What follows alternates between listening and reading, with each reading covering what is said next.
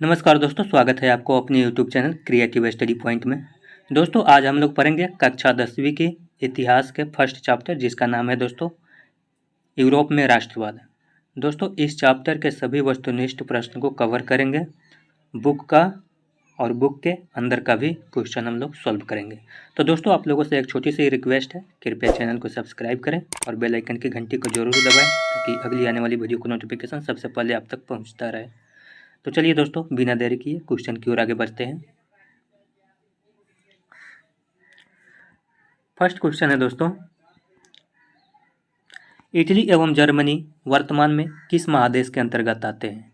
बहुत ही important question है। Italy एवं जर्मनी वर्तमान में किस महादेश के अंतर्गत आते हैं। तो किस महादेश के अंतर्गत आते हैं दोस्तों, यूरोप के अंतर्गत आते हैं। इसको आप लोग याद रखिएगा। ग नंबर बिल्कुल राइट आंसर हो जाएगा। अगला क्वेश्चन है, फ्रांस में किस शासक वंश की पुनर्स्थापना वियना कांग्रेस द्वारा की गई थी। तो दोस्तों किस वंश की स्थापना की गई थी, बुर्बो वंश की स्थापना की गई थी। इसको आप लोग याद रखिएगा। इसको थोड़ा सा बड़ा कर लेते हैं।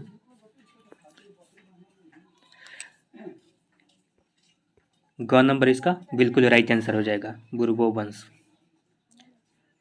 अगला क्वेश्चन है दोस्तों, मेजनी का संबंध किस संगठन से था।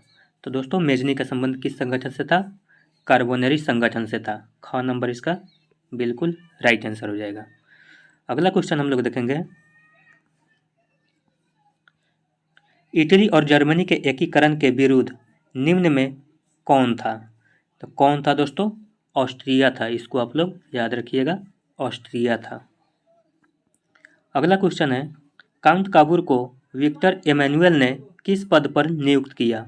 तो किस पद पर नियुक्त किया था दोस्तों, प्रधानमंत्री के पद पर नियुक्त किया था। इसको आप लोग याद रखिएगा। ग नंबर इसका बिल्कुल राइट आंसर हो जाएगा। अगला क्वेश्चन देखेंगे,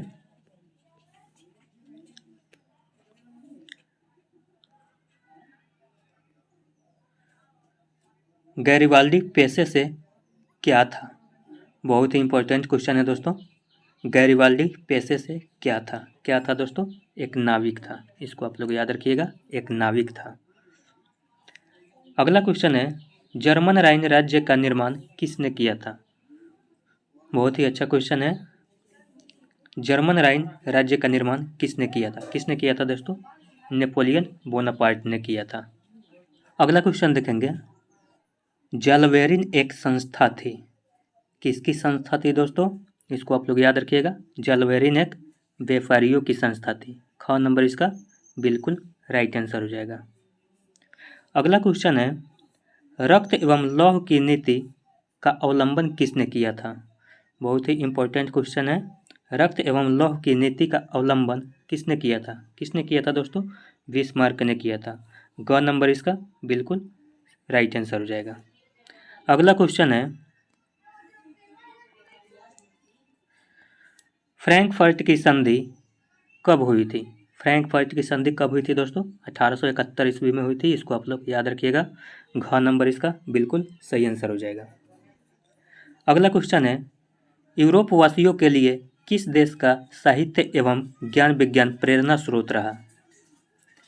बहुत ही इंपॉर्टेंट क्वेश्चन है।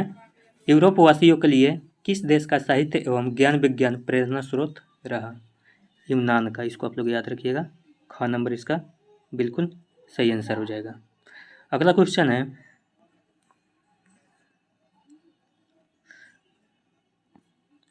1829 ईस्वी के एड्रियानोपुल की संधि किस देश के साथ हुई थी। तो दोस्तों बहुत ही इंपॉर्टेंट क्वेश्चन है। किस देश के साथ हुई थी दोस्तों, तो तुर्की के साथ हुई थी। इसको आप लोग याद रखिएगा, तुर्की के साथ हुई थी।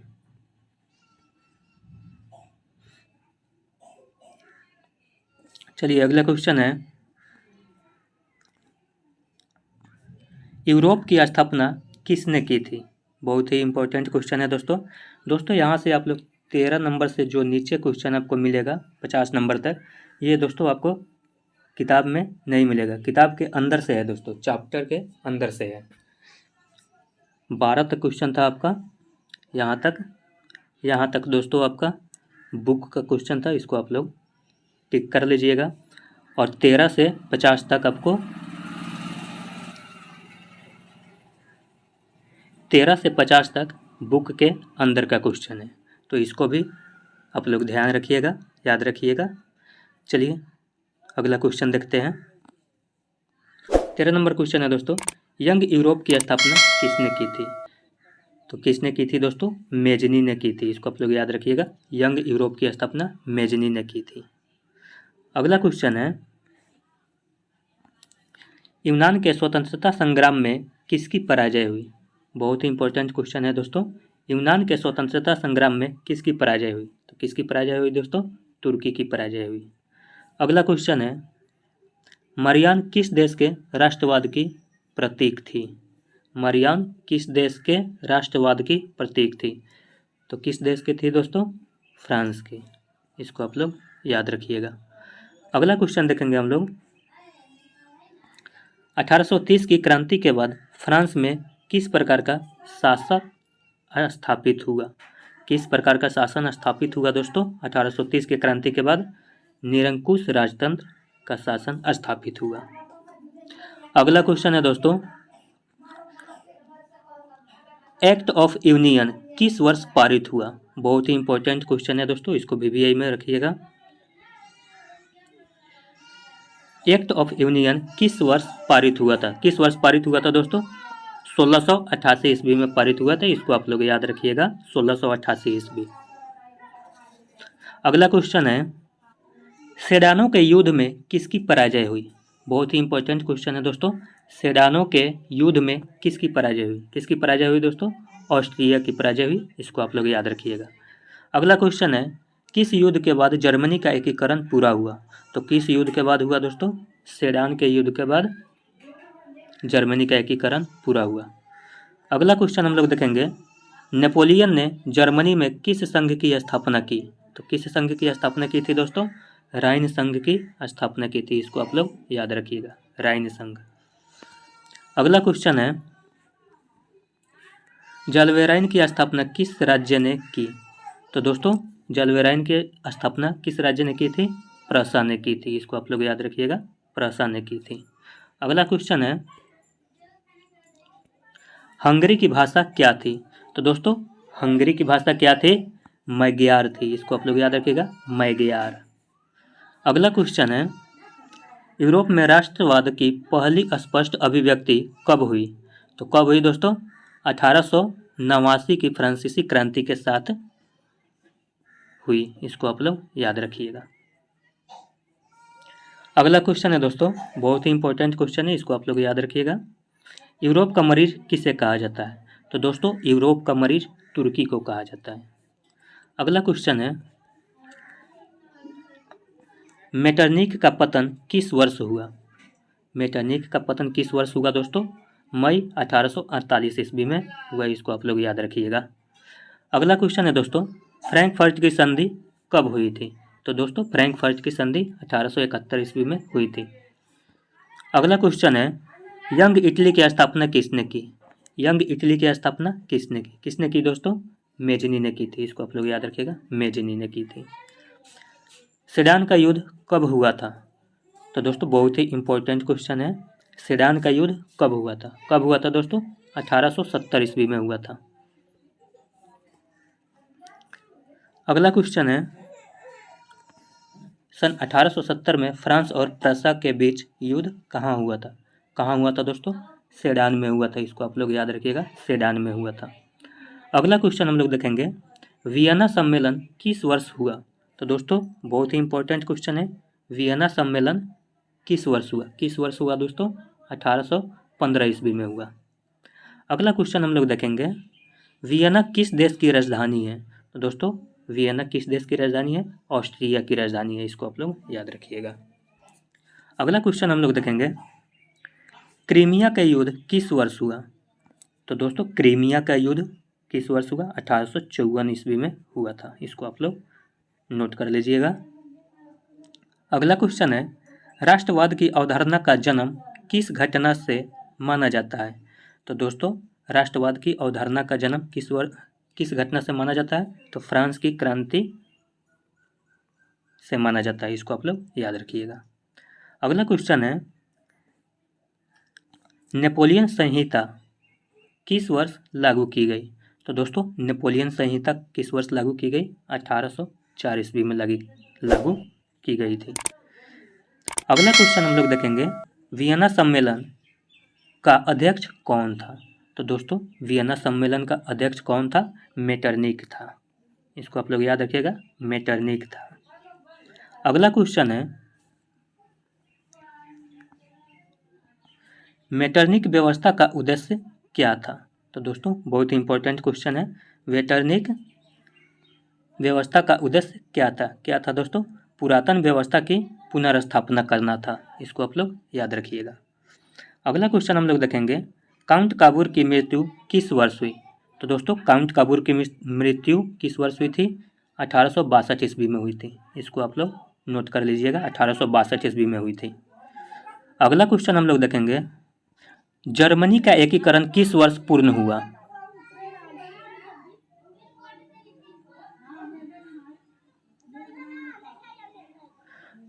तो दोस्तों जर्मनी का एकीकरण 1871 ईस्वी में पूर्ण हुआ था। इसको आप लोग नोट कर लीजिएगा, 1871 ईस्वी। अगला क्वेश्चन हम लोग देखेंगे, लाल कुर्ती का गठन किसने किया था? दोस्तों बहुत ही इंपॉर्टेंट क्वेश्चन है, लाल कुर्ती का गठन किसने किया था? किसने किया था दोस्तों? गैरिबाल्डी ने किया था। इसको आप लोग याद रखिएगा, गैरिबाल्डी। अगला क्वेश्चन हम लोग देखेंगे, जोल्वेराइन संघ की स्थापना किस वर्ष हुआ था? तो दोस्तों बहुत ही इंपॉर्टेंट क्वेश्चन है, जोल्वेराइन संघ की स्थापना किस वर्ष हुआ था? किस वर्ष हुआ था? 1834 ईस्वी में हुआ था। अगला क्वेश्चन है, गॉस्टिन की संधि किस वर्ष हुई? तो दोस्तों गॉस्टिन की संधि किस वर्ष हुई थी? 1865 ईस्वी में हुई थी। अगला क्वेश्चन हम लोग देखेंगे, यूरोपीय सभ्यता का पालना किसे माना जाता है? बहुत ही इंपॉर्टेंट क्वेश्चन है दोस्तों, यूरोपीय सभ्यता का पालना किसे माना जाता है? किसे माना जाता है दोस्तों? यूनान को माना जाता है। अगला क्वेश्चन है, एड्रियानोपुल की संधि किस वर्ष हुई? तो दोस्तों एड्रियानोपुल की संधि 1829 ईस्वी में हुई थी। अगला क्वेश्चन है, सीडान का युद्ध किनके बीच हुआ था? तो दोस्तों सीडान का युद्ध किसके बीच हुआ था? फ्रांस और प्रसा के बीच हुआ था। इसको आप लोग नोट कर लीजिएगा। किस वर्ष यूनान को एक स्वतंत्र राष्ट्र घोषित किया गया? तो दोस्तों किस वर्ष यूनान को एक स्वतंत्र राष्ट्र घोषित किया गया था? 1832 ईस्वी में घोषित किया गया था। अगला क्वेश्चन देखेंगे, किस संधि द्वारा जर्मनी का एकीकरण पूरा हुआ? तो दोस्तों किस संधि द्वारा जर्मनी का एकीकरण पूरा हुआ? फ्रैंकफर्ट की संधि द्वारा जर्मनी का एकीकरण पूरा हुआ था। अगला क्वेश्चन है, हंगरी की राजधानी कहाँ है? तो दोस्तों हंगरी की राजधानी कहाँ है? बुडापेस्ट है। इसको आप लोग याद रखिएगा, बुडापेस्ट। अगला क्वेश्चन देखेंगे, गीजो कहाँ का प्रधानमंत्री था? तो दोस्तों गीजो कहाँ का प्रधानमंत्री था? फ्रांस का प्रधानमंत्री था। इसको आप लोग याद रखिएगा, गीजो फ्रांस का प्रधानमंत्री था। अगला क्वेश्चन है, सेडोवा का युद्ध किनके बीच हुआ था? बहुत ही इंपॉर्टेंट क्वेश्चन है दोस्तों, सेडोवा का युद्ध किनके बीच हुआ था? किनके बीच हुआ था? ऑस्ट्रिया और प्रसा के बीच हुआ था। इसको आप लोग नोट कर लीजिएगा। लास्ट क्वेश्चन है दोस्तों, ओटो को कहाँ का राजा घोषित किया गया था? ये लास्ट क्वेश्चन है दोस्तों, इसको आप लोग नोट कर लीजिएगा। ओटो को कहाँ का राजा घोषित किया गया था? कहाँ का किया गया था दोस्तों? यूनान का किया गया था। चलिए इतना तो दोस्तों है आपका ऑब्जेक्टिव क्वेश्चन जो 1 नंबर में आता है, वस्तुनिष्ठ प्रश्न। अब देखेंगे दोस्तों आपके बुक का रिक्त स्थान। चलिए इसको भी कवर कर लेते हैं इसी वीडियो में, थोड़ा सा लंबा होगा लेकिन कर लेते हैं। फर्स्ट क्वेश्चन है, खाली जगह के युद्ध में ही एक महाशक्ति के पतन पर दूसरी यूरोपीय महाशक्ति जर्मनी का जन्म हुआ था। तो दोस्तों किसके युद्ध में हुआ था? सेडान के युद्ध में हुआ था। इसको आप लोग याद रखिएगा, इसमें क्या भराएगा? सेडान भरा जाएगा। अगला क्वेश्चन है, सेडोवा का युद्ध खाली जगह और खाली जगह के बीच हुआ था। किसके और किसके बीच हुआ था दोस्तों? सेडोवा का युद्ध ऑस्ट्रिया और प्रसा का बीच हुआ था।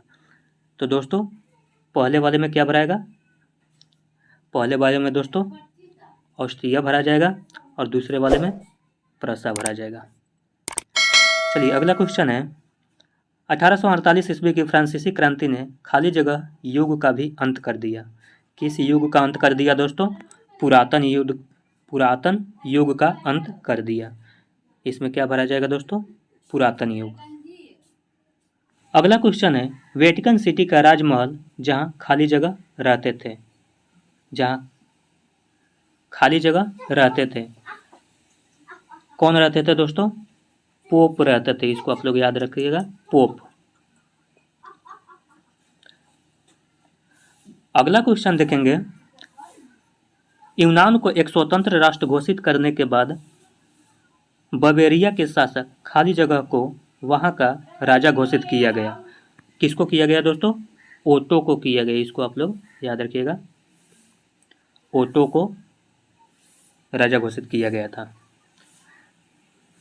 अगला क्वेश्चन है, हंगरी की राजधानी कहाँ है? तो दोस्तों हंगरी की राजधानी कहाँ है? बुडापेस्ट है। इसमें क्या भरा जाएगा? बुडापेस्ट। दोस्तों इसके साथ ही हम लोग कुछ मिलान है, इसको भी कर लेते हैं।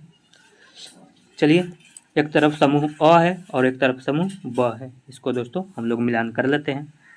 मेजनी का हो जाएगा दोस्तों इटली। मेजनी कहाँ का रहने वाला था? इटली का रहने वाला था। हिंगल दोस्तों कौन था? तो दोस्तों हिंगल एक दार्शनिक था। इसको आप लोग याद रखिएगा, दार्शनिक था। बिस्मार्क का हो जाएगा दोस्तों जर्मन चांसलर। जर्मन चांसलर पर इसको टिक लगा देंगे। विक्टर इमैनुअल तो एक राजनीतिज्ञ था। इसको आप लोग मिलान कर लीजिएगा। सेकंड मिलान है समूह अ और समूह ब, दोनों साइड में दिया गया है।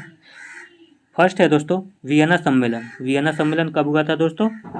1814 से 15 ईस्वी के बीच हुआ था। अगला है दोस्तों मेटरनिक का पतन कब हुआ था दोस्तों? 1848 में हुआ था। इसको आप लोग मिलान कर लीजिएगा। अगला है दोस्तों इटली का एकीकरण कब हुआ था? तो दोस्तों इटली का एकीकरण 1871 ईस्वी में हुआ था। अगला क्वेश्चन है दोस्तों सेडान का युद्ध। सेडान का युद्ध कब हुआ था दोस्तों? 1870 ईस्वी में हुआ था। इसको आप लोग मिलान कर लीजिएगा, ख नंबर इसका आंसर हो जाएगा। एक और है दोस्तों मिलान करें, जो कि दोस्तों इस चैप्टर का लास्ट मिलान है, इसका भी मिलान कर लेते हैं। फर्स्ट है दोस्तों कोसूद। कोसूद का क्या हो जाएगा दोस्तों? हंगेरियन राष्ट्रवादी नेता। इसको दोस्तों ख नंबर पे मिलान कर लीजिएगा। सेकंड नंबर है दोस्तों एड्रियानोपुल की संधि कब हुई थी दोस्तों? 1829 ईस्वी में। ग नंबर है यूनान की स्वतंत्रता। यूनान की स्वतंत्रता, इसको घ नंबर पे टिक लगा लीजिएगा, 1832 ईस्वी। पोलैंड में आंदोलन। पोलैंड में आंदोलन को दोस्तों 1830 ईस्वी पर टिक लगा लीजिएगा। पोलैंड में आंदोलन कब हुआ था? 1830 में। तो दोस्तों इस चैप्टर का टोटल जो भी ऑब्जेक्टिव है कंप्लीट हो गया। तो चलिए फिर मिलते हैं सब्जेक्टिव, इस चैप्टर के सब्जेक्टिव को लेकर।